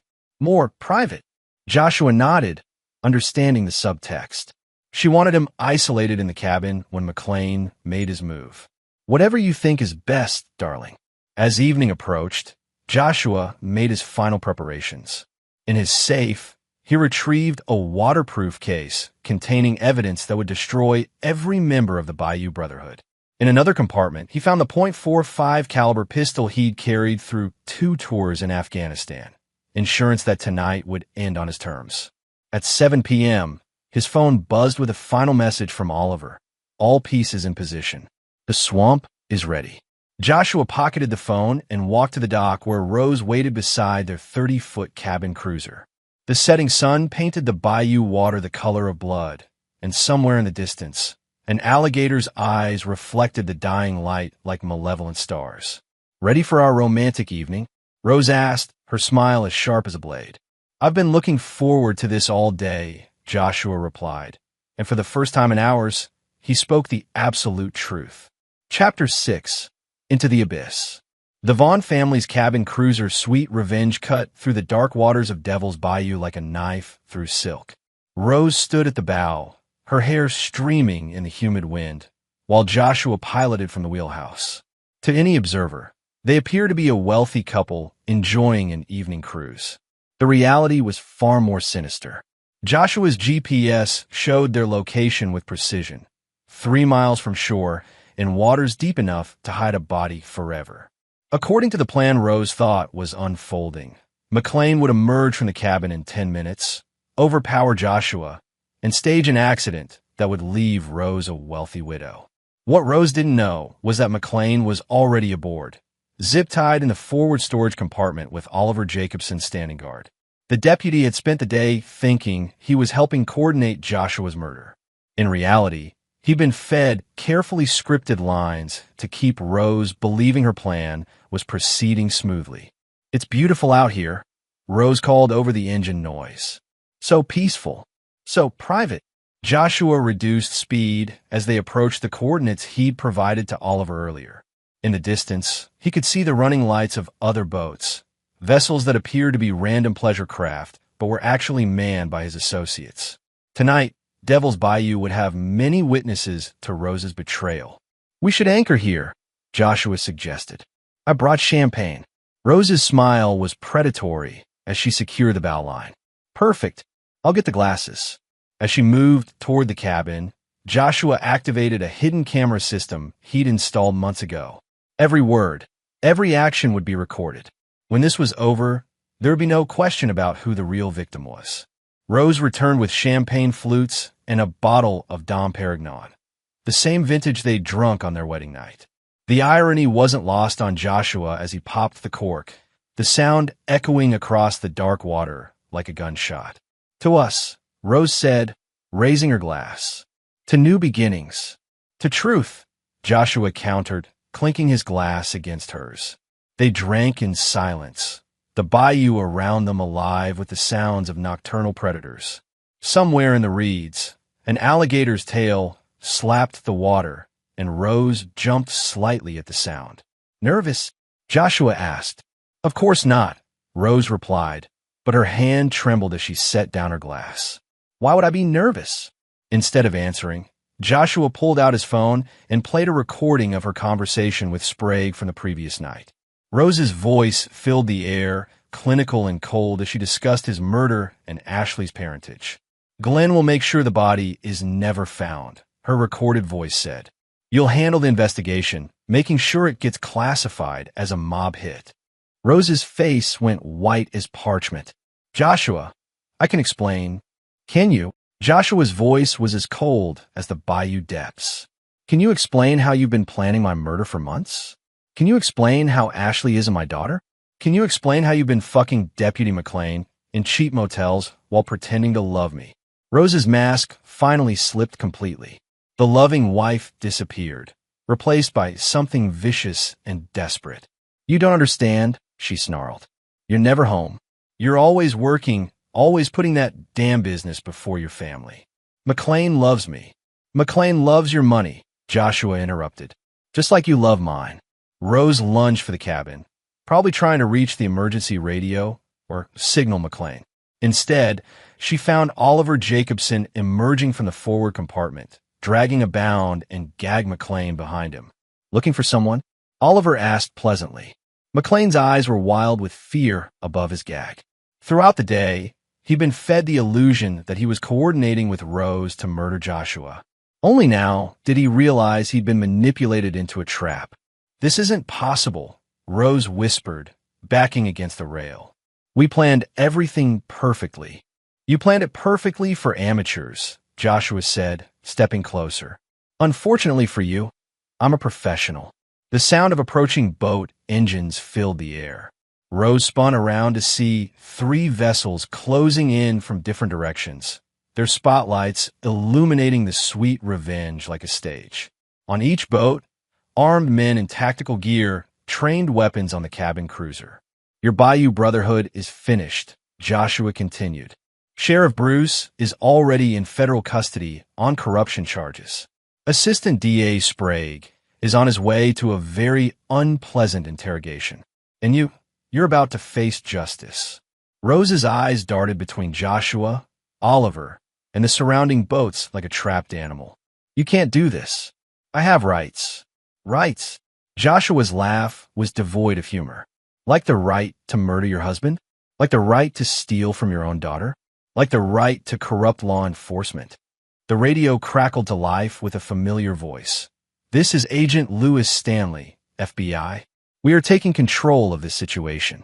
Rose's knees buckled as she realized the scope of Joshua's preparation. This wasn't just about catching her in adultery or theft. He'd orchestrated the destruction of an entire criminal network that had taken years to build. As federal agents boarded the sweet Revenge, Joshua looked out over the dark waters of Devil's Bayou and allowed himself a small smile.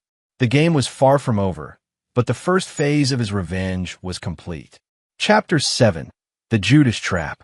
3 hours after the FBI's arrival on Devil's Bayou, Rose Vaughn found herself in an interrogation room at the federal building in New Orleans, her white linen outfit now wrinkled and stained with sweat.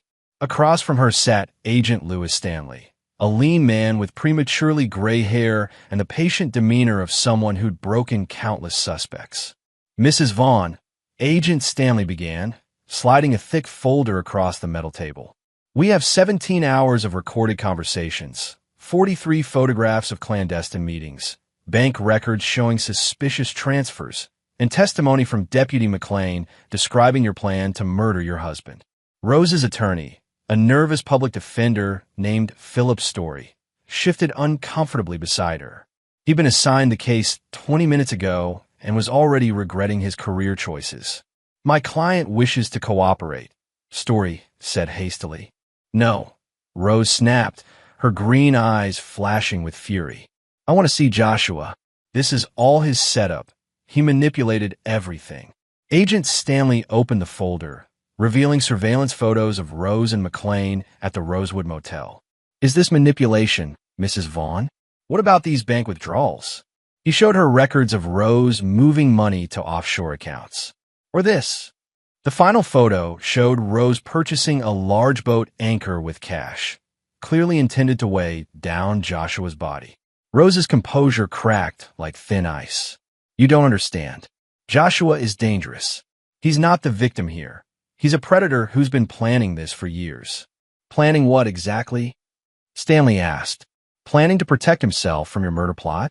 While Rose faced federal interrogation, Joshua Vaughn sat in his private study, watching multiple news feeds covering the overnight arrests of prominent Louisiana officials. Sheriff Virgil Bruce had been taken into custody at 3 a.m., followed by Assistant DA Randall Sprague and 3 parish judges.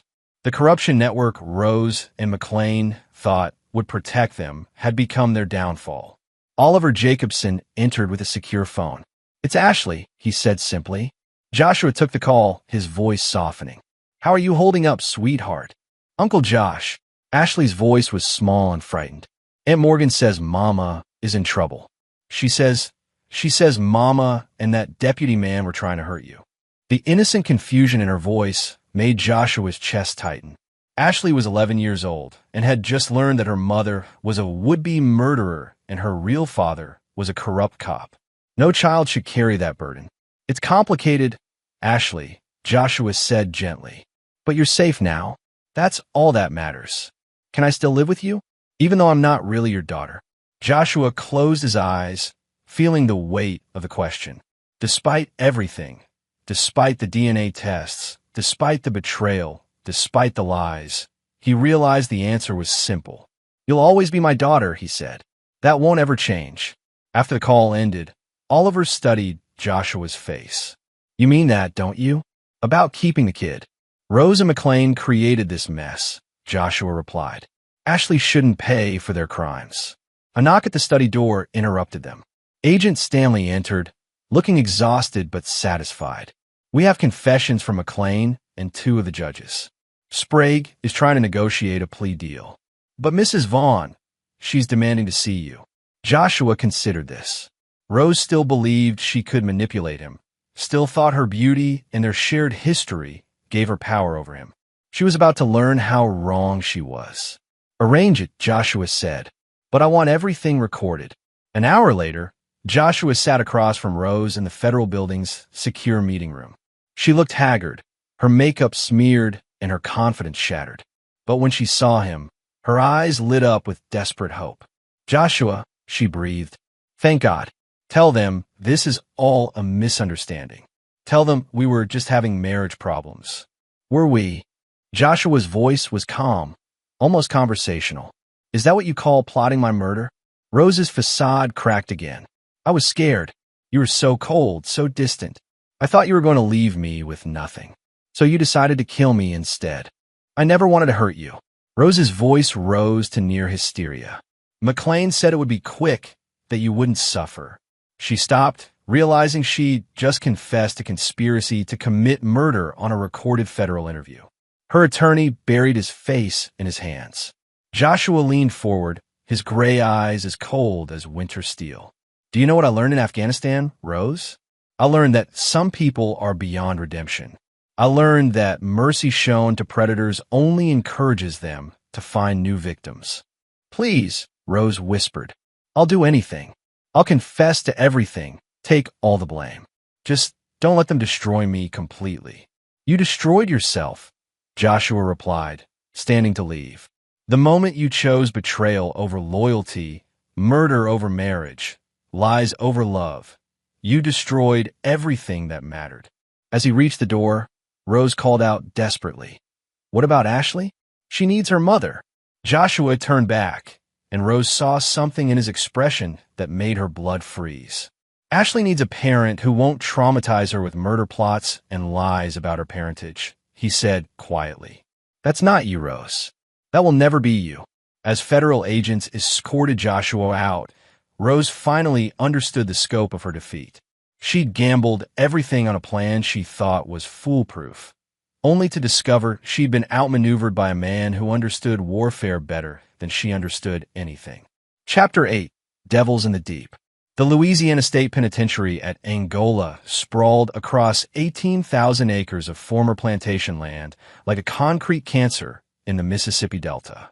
3 weeks after her arrest, Rose Vaughn walked through its gates in shackles, her federal plea deal having collapsed when additional evidence of her crime surfaced. The prosecutors had discovered she'd been slowly poisoning Joshua with arsenic for months, a detail that elevated her charges from conspiracy to attempted murder in the first degree. Meanwhile, Deputy Glenn McLean found himself in protective custody at a federal facility in Texas, his cooperation earning him a reduced sentence, but not the protection he'd hoped for. Word had leaked that he'd been feeding information to Joshua Vaughn's people, and corrupt law enforcement officers were not popular among any prison population. But the real drama was unfolding in the boardroom of Vaughn Security Solutions, where Joshua sat across from a team of lawyers representing Rose's family. Her sister Morgan Pratt had filed for emergency custody of Ashley, claiming Joshua had no legal right to raise a child who wasn't biologically his. "Mr. Vaughn," said the lead attorney, a sharp-faced woman named Grace Lewis, "my client is prepared to offer a generous visitation schedule, but Ashley belongs with her blood relatives."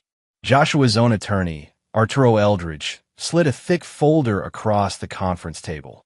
"Before you continue, counselor, you might want to review these documents." Grace Lewis opened the folder, and her confident expression faltered. Inside were financial records showing that Morgan Pratt had been receiving payments from Rose for years. Payments that came from accounts Rose had been secretly draining from the family business. There were also recordings of Morgan discussing Ashley's inheritance with Rose, conversations that revealed both women had been planning to use the child as a path to Joshua's wealth. "Your client," Eldridge continued smoothly, "has been part of a conspiracy to defraud my client for the better part of a decade. She's hardly in a position to claim moral authority over child custody." "This is preposterous," Grace Lewis sputtered. "Morgan Pratt is Ashley's aunt. Morgan Pratt is a co-conspirator who viewed Ashley as a meal ticket," Joshua interrupted, his voice cutting through the legal niceties like a blade. "Just like her sister." The lawyers argued for another hour, but the outcome was predetermined. Joshua had spent weeks gathering evidence of the extended conspiracy, documenting how Rose's entire family had been complicit in various schemes to steal from him. By the time the meeting ended, Morgan Pratt was facing her own criminal charges, and Ashley's custody remained with Joshua. That evening, Joshua sat on his porch watching the sunset paint the bayou waters crimson. Ashley was inside, doing homework, her presence a reminder that not everything in his life had been poisoned by betrayal. The past month had been a whirlwind of federal investigations, media coverage, and legal proceedings, but the storm was finally beginning to clear. Oliver Jacobson joined him, carrying 2 beers and the satisfied look of a man who'd seen justice served. "Sprague got 15 years, Oliver reported. "Sheriff Bruce got 20. Half the parish government is under indictment. And Rose, life without parole. Turns out slowly poisoning your husband while planning his murder doesn't play well with juries." Joshua nodded, feeling no satisfaction in his former wife's fate. Rose had chosen her path, and now she would live with the consequences. Justice wasn't about revenge. It was about ensuring that predators could no longer harm the innocent. What about McLean? 25 to life. He's been attacked twice in federal custody. Apparently, even hardened criminals have standards when it comes to corrupt cops who hurt children. They sat in comfortable silence, watching the ancient dance of predator and prey play out in the bayou waters. A great blue heron stood motionless in the shallows, waiting for the perfect moment to strike. In the distance, an alligator's eyes reflected the dying light like amber jewels. "You know," Oliver said eventually, "most men would have just gotten a divorce." Joshua's smile was as cold as the depths of Devil's Bayou. "Most men don't understand that some betrayals demand total victory. Rose didn't just cheat on me. She tried to destroy everything I'd built, everything I cared about. She used an innocent child as a weapon in her war against me. And now she gets to spend the rest of her life thinking about what she lost. Every day in that concrete cage, she'll remember that she could have been here, could have been part of something real. Instead, She chose to be a predator. Ashley's voice called from inside the house, asking for help with her math homework. Joshua smiled, the first genuine smile he'd felt in months. Some battles, he said, standing to go inside, are worth fighting to the end. Chapter 9. Blood Tide Rising. 1 year later, Joshua Vaughn stood in the cemetery where Rose's parents were buried, watching as a small crowd gathered for McLean's funeral. The corrupt deputy had been murdered in federal prison 3 days earlier, stabbed 17 times by fellow inmates who discovered his role in trafficking children through the corrupt network he'd helped operate. Ashley stood beside Joshua, now 12 years old and taller than when this nightmare began. She'd been through extensive therapy, and while the scars would always remain, she was healing. More importantly, she was safe. Do we have to be here? Ashley asked quietly. No, Joshua replied. But sometimes we need to see how stories end. The funeral crowd was pathetically small. A few distant relatives, some former colleagues who attended out of obligation rather than respect. Rose's sister Morgan was notably absent, having been sentenced to 10 years for her role in the conspiracy. The Bayou Brotherhood's network had been thoroughly dismantled, its members either dead, imprisoned, or hiding in exile. Rose herself would not be attending.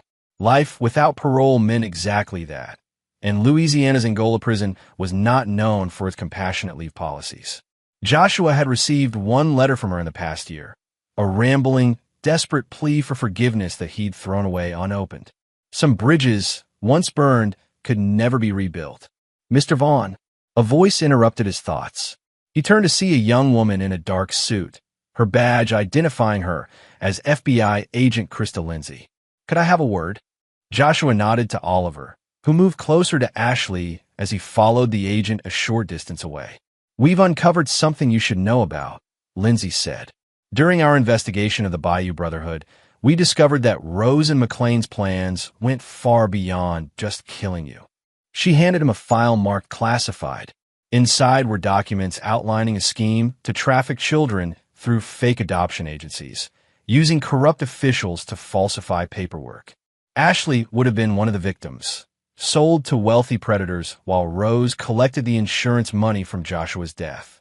My God, Joshua breathed, the full scope of his former wife's evil finally becoming clear. There's more, Lindsay continued. Rose has been trying to arrange your murder from prison.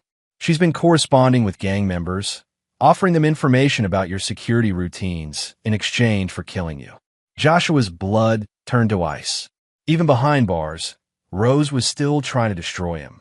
Even after losing everything, she remained focused on revenge rather than redemption. What do you need from me? He asked. We're moving her to ADX Florence, Lindsay replied, naming the federal supermax prison in Colorado. 23-hour lockdown, no contact with other prisoners, no possibility of coordinating further crimes. It's as close to burial alive as the legal system allows. Joshua nodded grimly. Rose had chosen to be a monster, and now she would live in a cage designed for monsters. As they walked back toward Ashley, Joshua's phone buzzed with a text message from an unknown number. Daddy's justice is coming. Your daughter will pay for our pain. Joshua showed the message to Agent Lindsay, who immediately called for backup. But Joshua wasn't worried. His security network was more sophisticated than ever, and Ashley was protected by layers of surveillance and armed guards that Rose's prison contacts could never penetrate. Are you scared?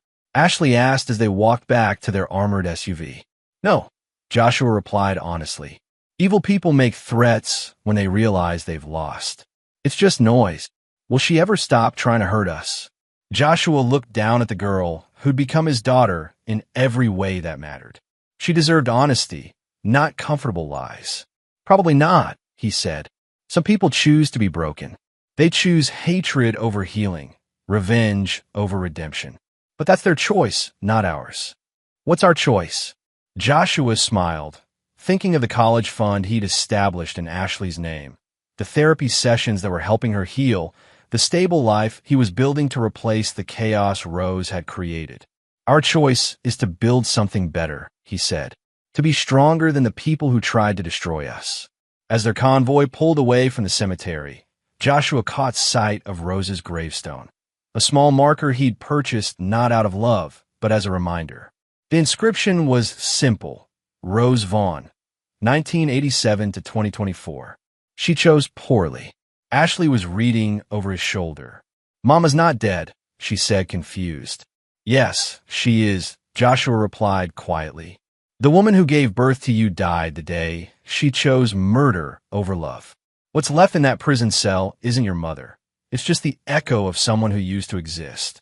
Ashley considered this with the serious wisdom of a child who'd been forced to grow up too quickly. "Then I guess we don't have to miss her." "No," Joshua agreed. "We don't." As they drove through the Louisiana countryside toward home, Joshua reflected on the past year. Rose had thought she was manipulating him, but she'd actually given him something invaluable: clarity. He now understood that mercy was not the same as weakness, that love was not the same as trust, and that some betrayals were so complete they could only be answered with total victory. The bayou waters reflected the setting sun like molten